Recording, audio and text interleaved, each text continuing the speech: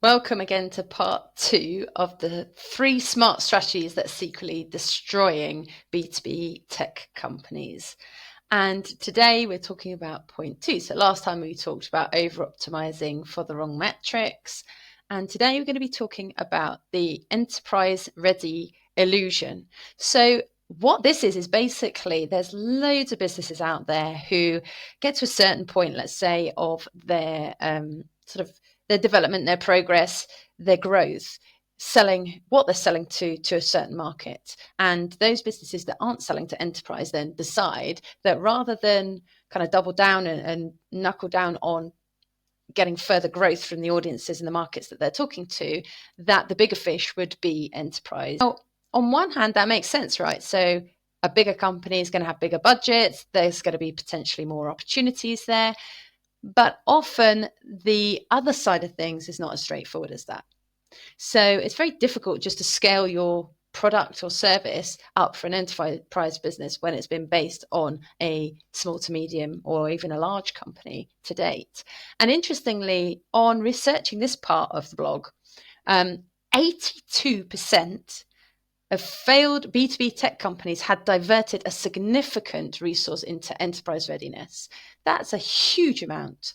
And I think a lot of the reasons behind this are the sales times are much longer. So the lead to sales can be like years if you're talking enterprise. The red tape that you have to go through is much more robust. There's many more potential buyers or decision makers that need to be on board in order to progress with that actual solution or that purchase. There's also the fact that often enterprise go for a request for proposal or request for quote. And therefore, there's already a lineup, there's already a beauty parade that you're against. Often there's an incumbent who is already heavily embedded within that particular business, and therefore that also makes it more challenging. So there's a lot of challenges coming from just shifting to an enterprise-focused sell. Now, what might be a better approach is that there's always an opportunity with your current clients to expand, whether that be upselling certain services, whether it be cross-selling to different divisions within those companies. So that would always be the first thing that I would look at as a real prime opportunity. Also, if the reason that you're going for enterprise is that your current market is starting to stagnate, what are the reasons for that stagnating? Is it because actually the market is struggling? Is it because those size of businesses are no longer in market for your product? Is it just that your product is out of date and not offering what they need?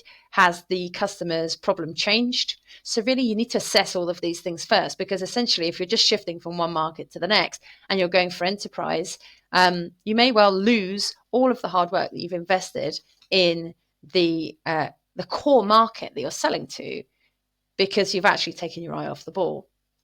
So try and truly master that section that you're in. Alex Hormozy, who many of you have probably heard of, and who is a bit of a guru in regards to sales and sort of productivity and things like this, and I'll put a link in below if you're interested.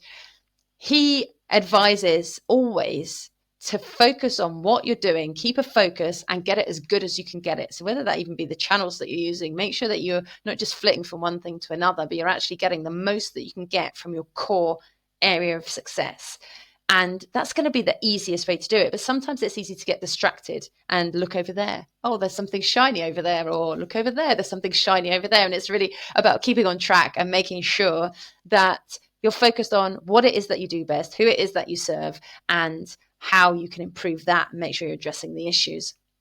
So make sure you're the best solution for your current customers.